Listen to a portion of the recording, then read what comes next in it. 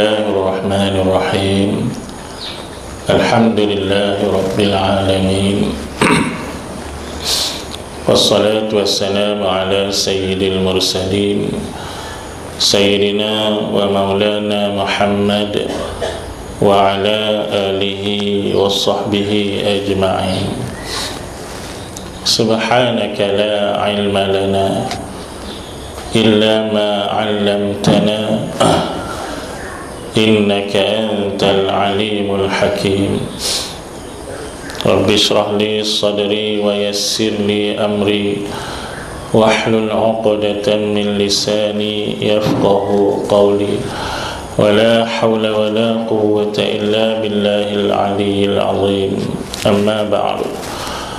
Fa ya ibadallah ittaqullah. Usikum wa nafsi bitaqwallahi faqad faza man ittaqa. Yang bahagia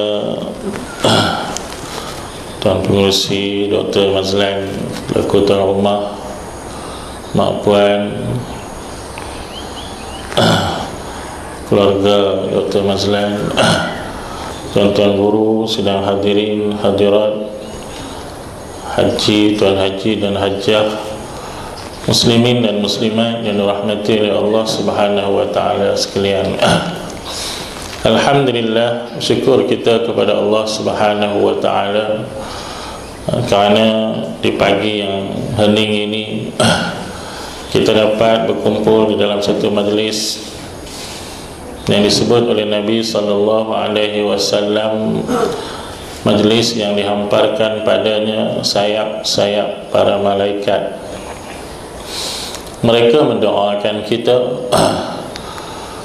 mereka mengharapkan keampunan dan rahmat untuk kita dan untuk orang-orang yang berada di dalam majlis yang seumpama ini, tuan-tuan dan puan-puan sekalian. Dan alhamdulillah kita telah pun berada di penghujung bulan Muharram. Dan kalau tak salah saya hari ini 29 Muharram, 29 lah. Kalau nak buat ceramah ma'ajrah pun dah hujung sangat kan? Jadi bukan ma'ajrah ni kan? Ini tuan-tuan dan puan-puan yang mati Allah sekalian, hari ini 29 Muharram sebenarnya juga adalah salah satu hari yang di dalam agama kita ada amalan yang sunat kita lakukan.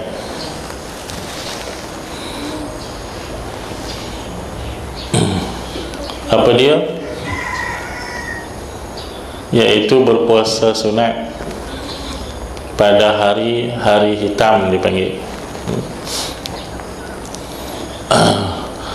Kita ni selalu puasa pada hari-hari putih saja, tetapi ulama menyebut di dalam kitab, di antaranya dalam kitab Tuhfah, dalam kitab Sabilal Muhtadin, Bughyatul Tullab, para ulama menyebut sunat kita berpuasa pada hari-hari hitam, yaitu hari 28, 29 dan 30 setiap bulan.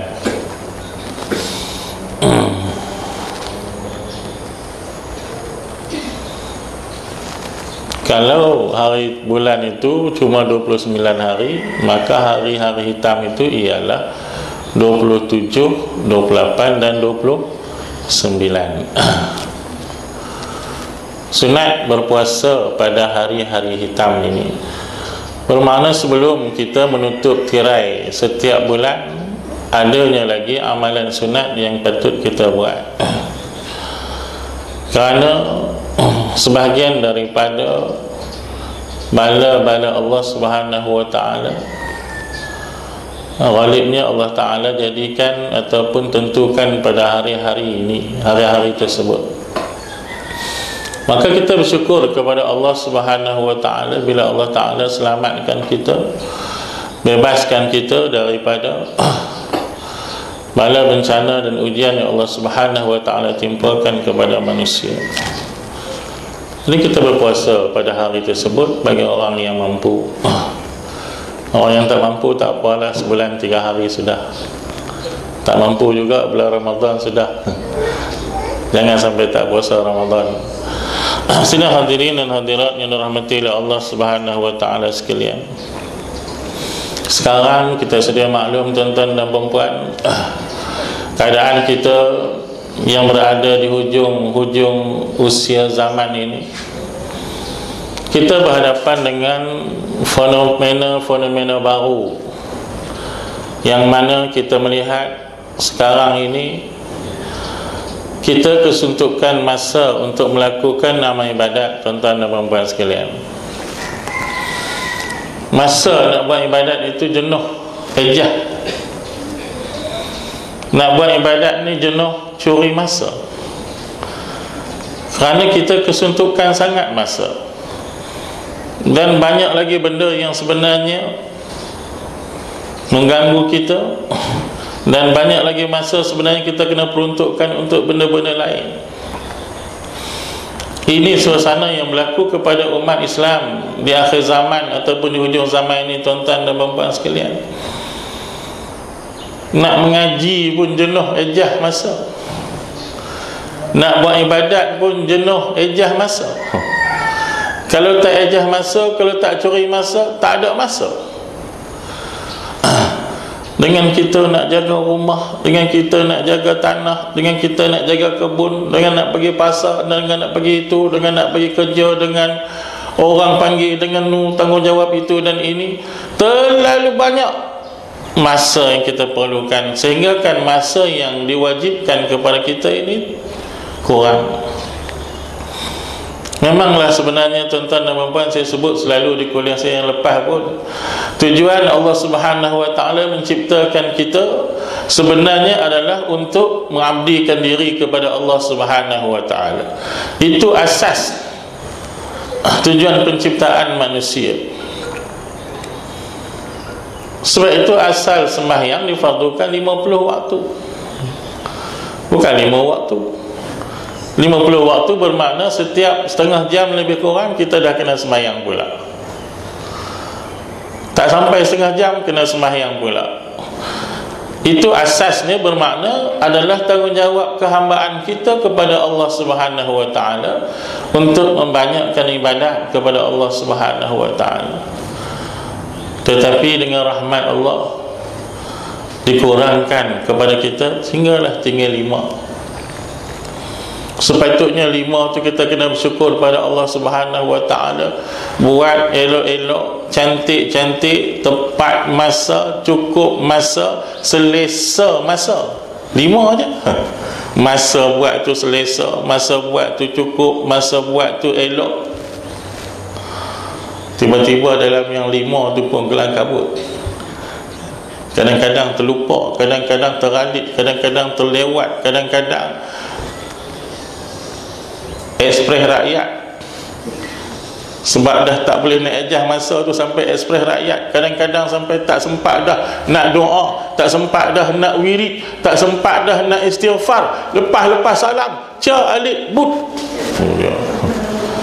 Kenapa? Kerana tak sempat nak ejah masa sedikit pun untuk nak menambahkan amal ibadat kita kepada Allah Subhanahu wa taala, kerana kita kononnya sangat kesuntukan masa, tuan-tuan dan puan-puan.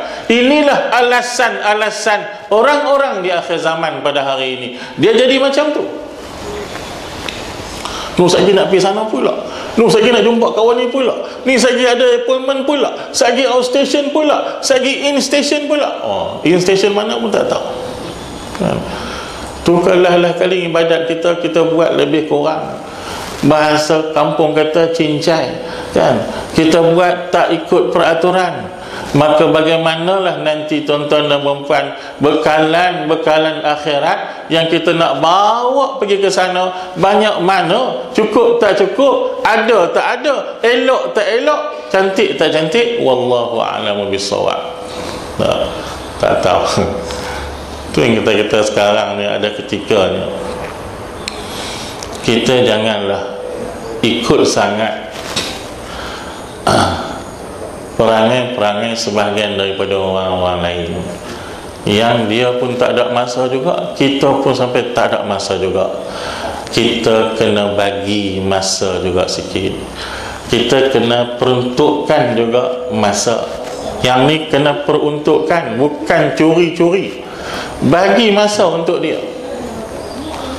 Kalau boleh contohnya bagi masa untuk sembahyang duha, alhamdulillah. Bukan curi-curi masa, bagi masa untuk dia.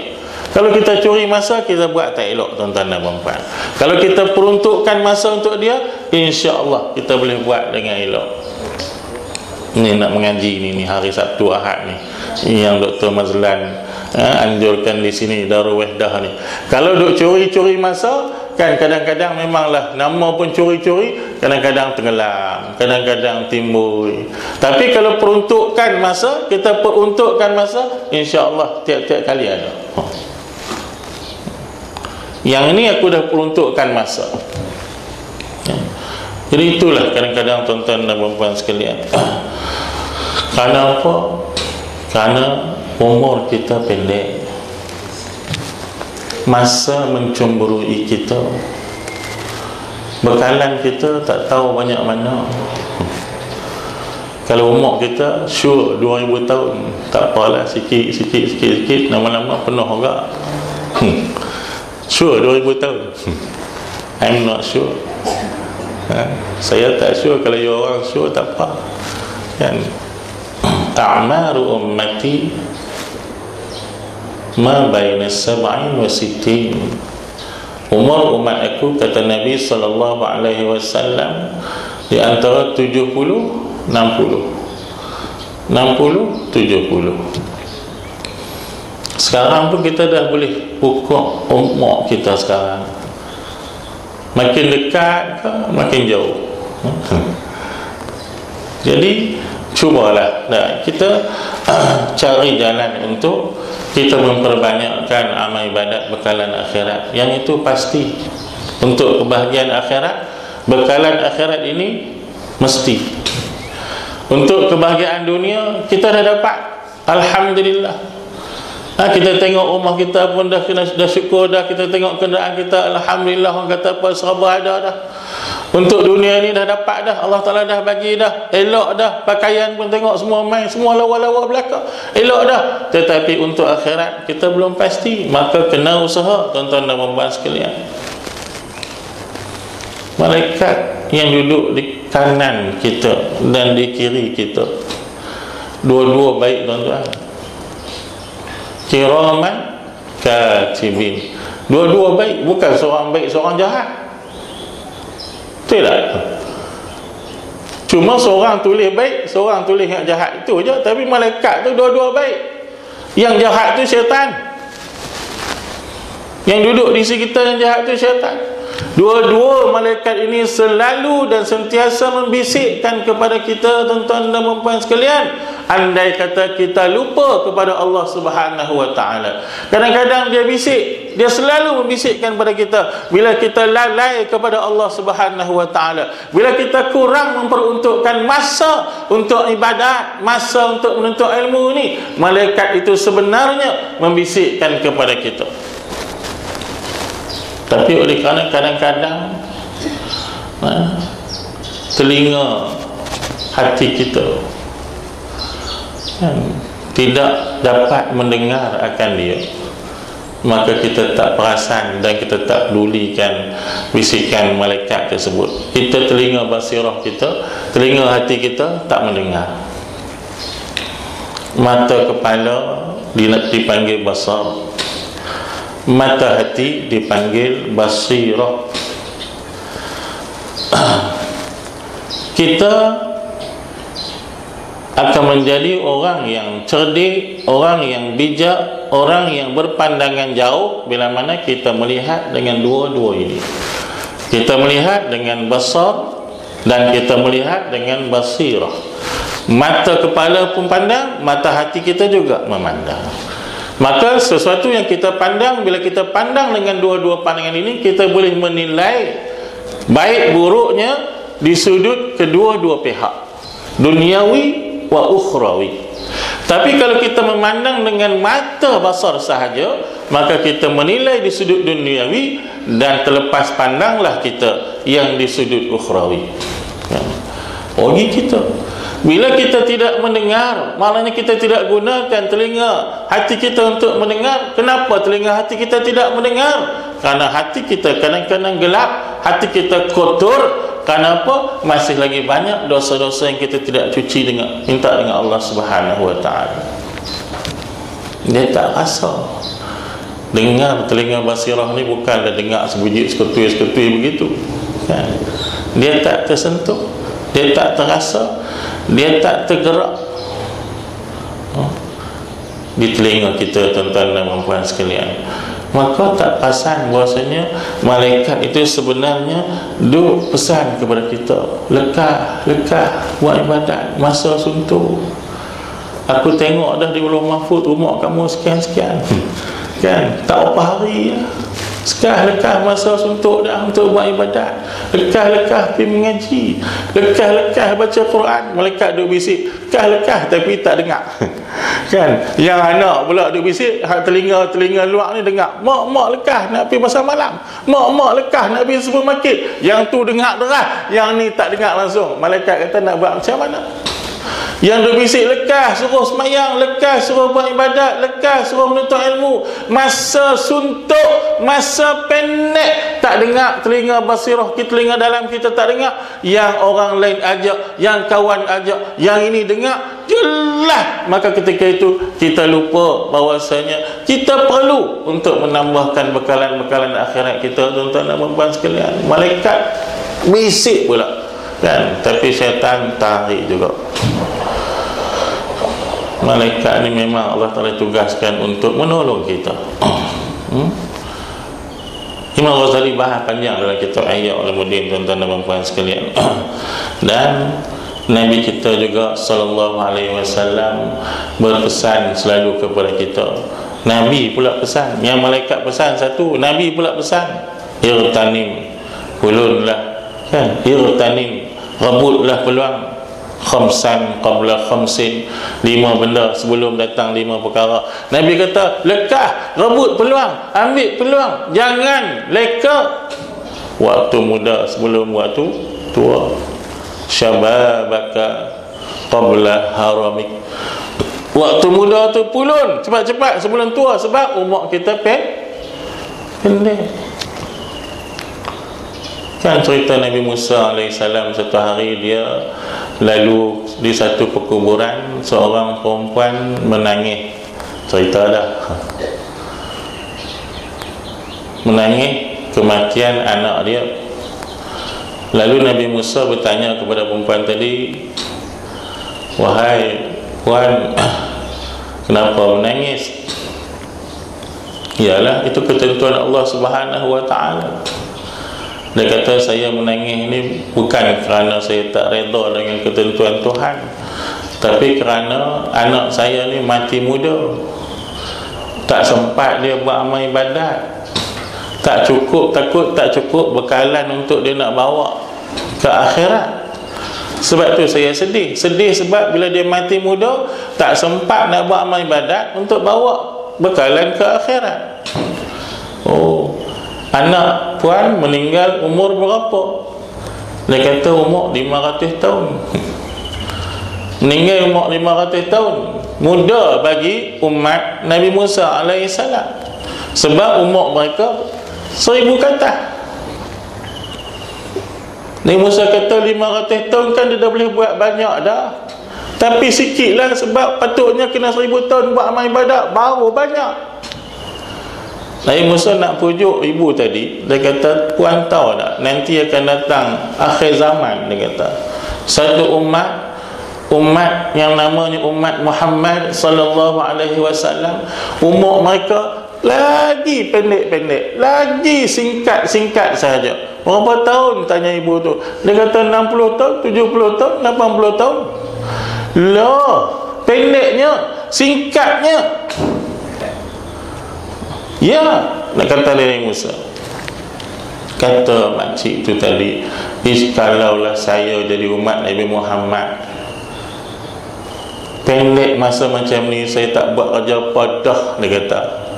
Apa pun tak buat dah, dia kata. Nak buat ibadat saja, rumah pun tak mau buat, dia kata. Duduklah kat pokok-pokok mana, sebab dia kata 60 tahun nak dan buat apa, nak sempat buat apa, dia kata. Buat ibadat sajalah, dia kata. Nabi Musa dengar tersenyum, dia kata, tidak wahai puan, umat Nabi Muhammad itu ada di kalangan mereka walaupun umur 60-70 tahun mendirikan rumah hebat-hebat kalah rumah kita, seolah-olah tak nak balik ke alam akhirat, seolah-olah langsung tak nak mati. Terkejut dia. Tapi memang sebahagiannya benar-benar berlaku sebagaimana yang dinyatakan oleh Nabi Musa AS kepada ibu tersebut. Tuan-tuan dan puan, ada di kalangan kita duduk di rumah dia sahaja, tak keluar rumah, tak pergi mana, kerana rumah cantik, rumah hebat, pekakah, banyak barang-barang mahal, takut dimasuki oleh nyamuk.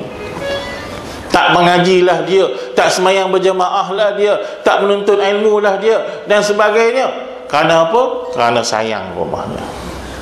Tapi ingat, dia akan masuk dalam rumah yang sama sahih dengan orang lain, kan? Semua akan masuk satu lagi rumah yang sama je sahih dengan orang lain. Orang tukang korek tu serupa je, kita ikut orang rupa dia, suruh korek luas sikit, tu pun dia himpit kalau amalan tak ada. Serupa juga. Nabi panggil kita, Nabi ajak kita supaya kalau boleh jangan, orang kata apa, persia-siakan masa. Peruntukkan sikit masa, tak apa, tak rugi lah. Sekarang walaupun kita rasa seolah-olah kita kerugian, sebenarnya di hari akhirat kita keuntungan yang begitu besar. Ni masa menuntut ilmu ni, ingat apa? Yang pahala turun, rahmat turun, berkat turun. Waktu kita duduk sembang atas pokok manggis, tak pokok manggis pula dah.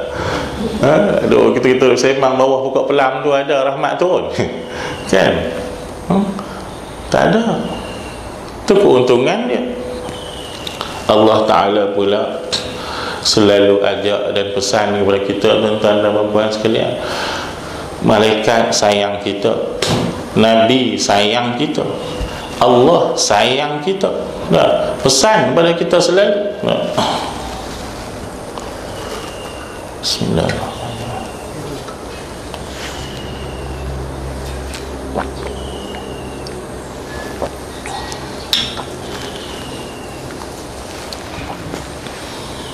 Dalam surah Az-Zumar Allah Ta'ala sebut, A'udzu billahi minasy syaithanir rajim. قل يا عبادي الذين أسرفوا على أنفسهم لا تقنطوا من رحمة الله إن الله يغفر الذنوب جميعا إنه هو الغفور الرحيم وأنيبوا إلى ربكم وأسلموا